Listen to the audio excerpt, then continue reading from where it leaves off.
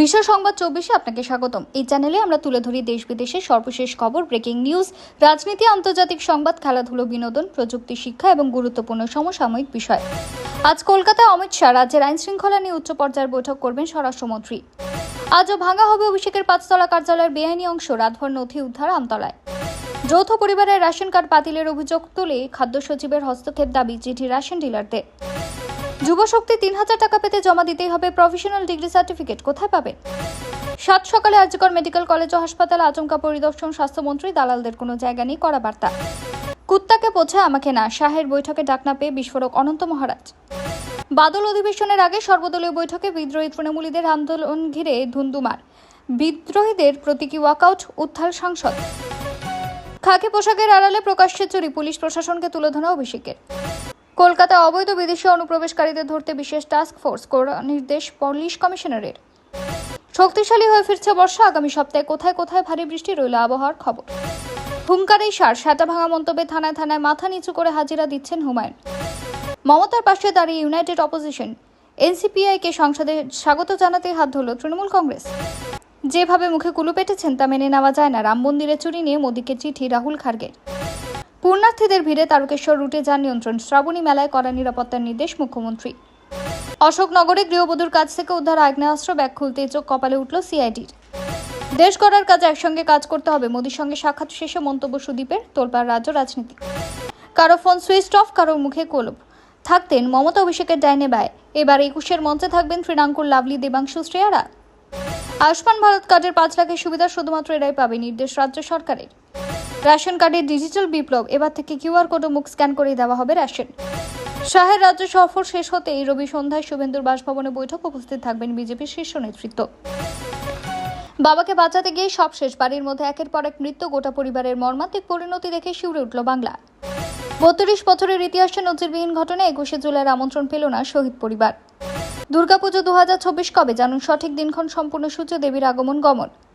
সোমবার সংসদ অভিযান, আর তার আগে বেআইনিভাবে বন্দী রাখার অভিযোগ সোনামের ফাঁস চিঠি।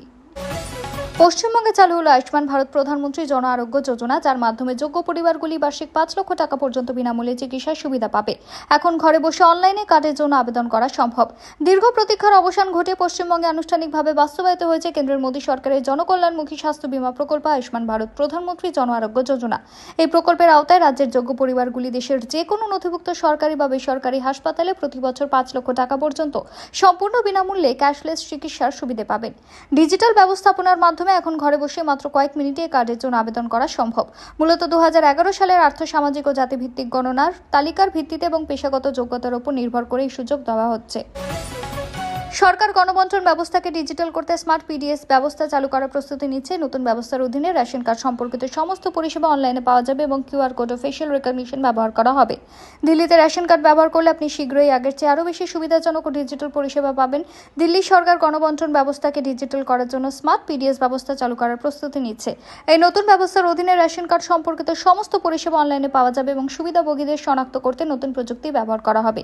এই ব্যবস্থার সবচেয়ে বড় সুবিধা হবে যে রেশন কার্ডধারীদের আর কোনো কাজের জন্য সরকারি অফিসে যেতে হবে না।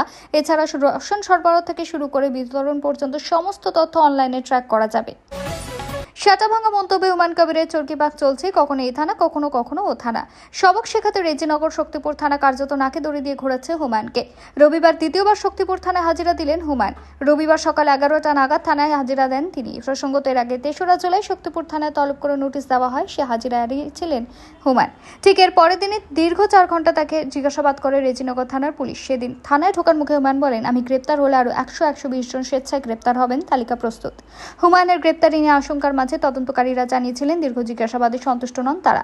14 জুলাই ফের তাকে ডেকে পাঠায় রেজিনগর থানা। সেদিনও ফের 4 ঘন্টার সময় পুলিশ জেরার মুখোমুখি হতে হয় তাকে।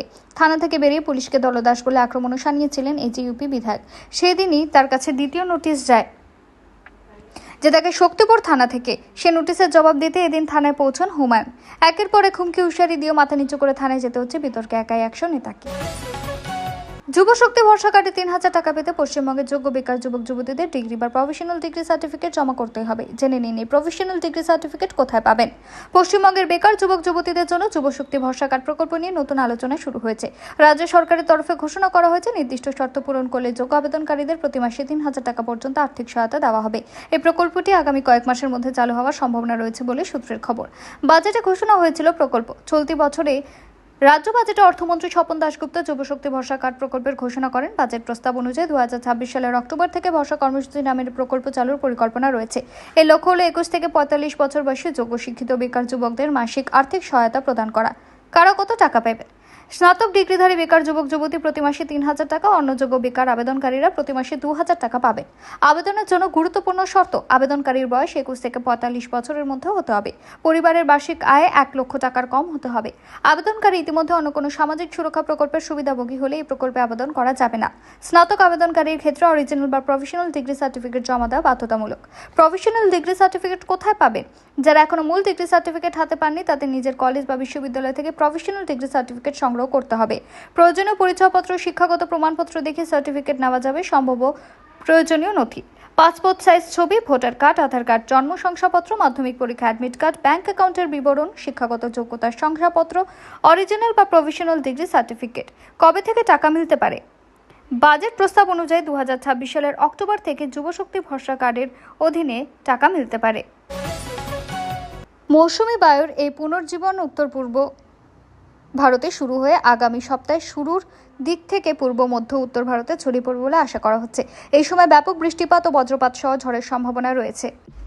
জুলাই মাসের বেশিরভাগ সময় জুড়ে মৌসুমী বায়ুর আচরণ ছিল অনেকটা এমন এক অতিথির মতো, যিনি এলেন, নিজের জিনিসপত্র গুছিয়ে রাখলেন, কিন্তু তারপর রাতের খাবারের সময় দেখা দিলেন না। লাগলো এবং বৃষ্টি সরে গিয়ে হিমালয়ের পাদদেশের দিকে সীমাবদ্ধ হয়ে পড়ল।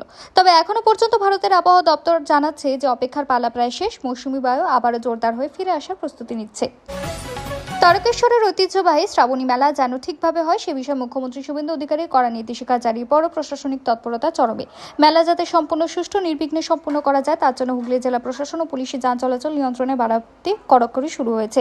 পুণ্যার্থীদের নিরাপত্তার স্বার্থে বেশ কিছু গুরুত্বপূর্ণ রাস্তায় নো এন্ট্রি বা যান নিয়ন্ত্রণ করা হলেও আপামর জনসাধারণের সুবিধার্থে জেলা পুলিশের পক্ষ থেকে বিকল্প রাস্তার বন্দোবস্ত করা হয়েছে। এই সব বিকল্প রুট দিয়ে অ্যাম্বুলেন্স, দুধের গাড়ি এবং জরুরি পরিষেবার অন্যান্য যানবাহন অনায়াসে যাতায়াত করতে পারবে। শনিবার হরিপাল বিডিও অফিসে শ্রাবণী মেলা সংক্রান্ত একটি উচ্চ পর্যায়ের প্রশাসনিক বৈঠক অনুষ্ঠিত হয়। বৈঠকে উপস্থিত ছিলেন রাজ্যের মন্ত্রী তথা শ্রীরামপুরের বিধায়ক ভাস্কর ভট্টাচার্য, হুগলি জেলা শাসক খুরশিদ আলী কাদরি, হুগলি গ্রামীণ পুলিশ সুপার কুনওয়ার ভূষণ সিং এবং পুলিশ কমিশনার সুনীল যাদব। মেলা শুরুর আগে মন্ত্রী, বিধায়ক ও প্রশাসনিক কর্তারা যৌথভাবে তারকেশ্বর থেকে বৈদ্যবাটি পর্যন্ত মেলার পুরো রুটটি সরেজমিনে পরিদর্শন করেন। এরপরই বৈঠকে উদ্ভূত বিভিন্ন সমস্যা ও তার প্রতিকার নিয়ে দীর্ঘ আলোচনা হয়। প্রশাসন সূত্রে খবর, এবারে শ্রাবণী মেলায় প্রায় 1 কোটি পুণ্যার্থী সমাগমের লক্ষ্যমাত্রা নেওয়া হয়েছে। ফলে জনস্বার্থীদের জলপথ এবং স্থলপথে নিরাপত্তা নিশ্চিত করতে বিশেষ জোর দেওয়া হয়েছে। গঙ্গার ঘাটে পুণ্যার্থীদের স্নানের জন্য 14টি ঘাটে বিশেষ পরিকাঠামো তৈরি করা হয়েছে। শেয়ারেফলি থেকে তারকেশ্বর পর্যন্ত দীর্ঘ 37 কিলোমিটার যাত্রাপথে প্রতি 5 কিলোমিটার অন্তর একটি করে স্বাস্থ্য কেন্দ্র গড়ে তোলা হয়েছে। জরুরি প্রয়োজনে মণিকমল হাসপাতালে বিশেষ ব্যবস্থা রাখা হয়েছে যাতে কেউ অসুস্থ হলে দ্রুত সেখানে স্থানান্তর করা যায়। এছাড়া গঙ্গায় কোনো দুর্ঘটনা ঘটলে তৎক্ষণাৎ প্রাথমিক চিকিৎসার জন্য মোতায়েন থাকবে ওয়াটার অ্যাম্বুলেন্স। নিরাপত্তার স্বার্থে মেলার যাত্রাপথে প্রতিটি মোড়ে কড়া পুলিশি প্রহরার পাশাপাশি কেন্দ্রীয় বাহিনী মোতায়েন করা হচ্ছে। পুণ্যার্থীদের সহায়তার জন্য একটি বিশেষ গাইড ম্যাপ বিতরণ করা হবে যাতে পানীয় জল, শৌচালয়, চিকিৎসা কেন্দ্রের সঠিক অবস্থান উল্লেখ থাকবে। মেলার দিনগুলিতে শনি, রবি ও সোমবার সবচেয়ে বেশি ভিড় হয় বলে এই দিনগুলিতে বিশেষ নজরদারি চালানো হবে। রাস্তার ধারে ছোট গলির আনাজ বিক্রেতাদের কেবল সকাল 9টা পর্যন্ত ব্যবসা করার অনুমতি দেওয়া হয়েছে। নিমাইতীর্থ ঘাট থেকে জল তুলে যে লাখো লাখো ভক্ত তারকেশ্বর হেঁটে যাবেন তাদের সুবিধার জন্য গোটা পথ আলো দিয়ে সাজানোর দায়িত্ব দেওয়া হয়েছে স্থানীয় পঞ্চায়েতগুলিকে। জনস্বাস্থ্য কারিগরি দপ্তরের উদ্যোগে তৈরি হচ্ছে বিশেষ জলসত্র, যেখানে পুণ্যার্থীরা ঠান্ডা ও গরম উভয় ধরনের পানীয় জলই পাবেন। উত্তর 24 পরগনার অশোকনগরে যৌথ অভিযানে বড় সাফল্য পেল সিআইডি। রবিবার সকালে গোপন সূত্রে খবর পেয়ে সিআইডি অশোকনগর থানা যৌথ অভিযানে 8 নম্বর মোড় থেকে নৈহাটি অশোকনগর রোডে একটি ম্যাজিক গাড়ি আটক করা হয়। সেই ম্যাজিক গাড়িতে পূজা বিশ্বাস নামের এক মহিলাকে একটি ব্যাগ সহ আটক করা হয়। ব্যাগে তল্লাশি চালাতে উদ্ধার হয় বিপুল পরিমাণ আগ্নেয়াস্ত্র, কার্তুজ ও নগদ টাকা। ঘটনায় পূজাকে গ্রেপ্তার করা হয়েছে। তদন্তকারীদের সন্দেহে ঘটনার সঙ্গে আন্তঃরাজ্য অস্ত্র পাচার চক্রের যোগ থাকলেও থাকতে পারে। পুলিশ সূত্রে জানা গিয়েছে, ধৃতের বাড়ি হাবড়া পুরসভার 12 নম্বর ওয়ার্ড এলাকায়। তার কাছ থেকে উদ্ধার হয়েছে 4টি 7mm পিস্তল, 2টি 9mm পিস্তল, 12টি ম্যাগাজিন, প্রায় 200 রাউন্ড তাজা কার্তুজ। এছাড়া 12,000 টাকা নগদ টাকা এবং 2টি মোবাইল ফোনও বাজেয়াপ্ত করা হয়েছে। তদন্তকারীদের প্রাথমিক অনুমান, বিহার থেকে অস্ত্র পশ্চিমবঙ্গে আনা হয়েছিল। ধৃতের কাছ থেকে একটি ট্রেনের টিকিটও উদ্ধার হয়েছে। সেই সূত্র ধরে বিহারের মুঙ্গের জেলার সঙ্গে সম্ভাব্য যোগাযোগের বিষয়টি খতিয়ে দেখা হচ্ছে। মুঙ্গের দীর্ঘদিন ধরে অবৈধ অস্ত্র পাচারের জন্য অন্যতম উৎস হিসেবে তদন্তকারী সংস্থার নজরেও রয়েছে। তৃণমূলের 21শে জুলাই, গত কয়েক দশক ধরে 21শে জুলাই তার প্রস্তুতি নিয়ে উন্মাদনা তুঙ্গে থাকতো সর্বস্তরের নেতা নেত্রীদের মধ্যে। প্রস্তুতি সভা, জেলা থেকে কাতারে কাতারে লোক আনা, সমস্ত কিছুই থাকতো। তবে এবার 21শে জুলাই হচ্ছে কেবল ভাগ হয়ে যাবে ভিড়। কিছু মানুষ থাকবেন গান্ধী মূর্তির পাদদেশে, কিছু থাকবেন বিড়লা প্ল্যানেটোরিয়ামের সামনে। তৃণমূলের একাধিক হেভিওয়েট নেতা নেত্রীর সাম্প্রতিক অবস্থানে স্পষ্ট, 21শের কোনো মঞ্চে তারা থাকবেন। মমতাকে প্রধান পরামর্শদাতা হিসেবেও থাকার কথা বলেছেন, মঞ্চে আসার কথা বলেছেন। অন্যদিকে মমতাহীন 21শে জুলাই কেমন তাদের চোখে, সে কথা জানিয়েছেন একাধিক নেতা নেত্রী। এইসবের মাঝে প্রশ্ন, যারা প্রকাশ্যে শিবির বদল করেছেন তারা ছাড়া মমতা অভিষেকের ডানে বায়ে যারা থাকতেন সেই নেতা নেত্রী কোথায়? 21শে জুলাইয়ের মঞ্চে কোথায় থাকবেন তারা? থাকলেও কোন দিকে? এইসবের মাঝে প্রশ্ন, যারা প্রকাশ্যে শিবির বদল করছেন তারা ছাড়া মমতা অভিষেকের কাছে যারা থাকতেন তারা কোথায় থাকবে? তৃণাঙ্কুরের ফোন সুইচ অফ, এলাকায় দেখা নেই ভোটের হারের পর থেকে সেভাবে। ফলে 21শে জুলাইয়ের মঞ্চে তিনি কোন শিবিরে থাকবেন জানা নেই কারুর। লাভলির ফোন বেজেই যাচ্ছে একাধিকবারের যোগাযোগের পরও। ফলে অন্যান্য বছরের মঞ্চে তাকে দেখা গেল, এবার কোথায় থাকবেন তিনি? ভোটে হেরে খোঁজ নেই তারও আর। অন্যদিকে শ্রেয়া পাণ্ডে সাধন কন্যা, যার হয়ে প্রচারে হাজির হয়েছিলেন অভিষেকও, সেই শ্রেয়া কি এবার কালীঘাট শিবিরের 21শে জুলাইয়ের মঞ্চে হাজির থাকবেন? হ্যাঁ বা না, সাফ উত্তর আর কিছুতেই দিচ্ছেন না তিনি। বাঙালির শ্রেষ্ঠ উৎসব দুর্গাপুজো নিয়ে এখন থেকে পরিকল্পনা শুরু করার আদর্শ সময়। কিন্তু সোশ্যাল মিডিয়া বিভিন্ন ওয়েবসাইটে ছড়িয়ে থাকা ভুল তথ্যে বিভ্রান্ত হবেন না। 2026 সালে দুর্গাপুজোর সঠিক তারিখ প্রকাশিত হয়েছে। এবছর মহালয়া পড়ছে 10 অক্টোবর শনিবার, আর ষষ্ঠী থেকে দশমী পর্যন্ত পুজো চলবে 16 থেকে 21শে অক্টোবর পর্যন্ত। মহালয়া 10ই অক্টোবর অর্থাৎ শনিবার 22শে আশ্বিন, মহাপঞ্চমী 15ই অক্টোবর বৃহস্পতিবার 27শে আশ্বিন, মহাষষ্ঠী 16ই অক্টোবর শুক্রবার 28শে আশ্বিন, মহাসপ্তমী 17 ও 18 অক্টোবর শনিবার ও রবিবার 29 ও 30শে আশ্বিন, মহাঅষ্টমী 19শে অক্টোবর সোমবার 1 কার্তিক, মহানবমী 20 অক্টোবর মঙ্গলবার 2রা কার্তিক, বিজয়া দশমী 21শে অক্টোবর বুধবার 3রা কার্তিক।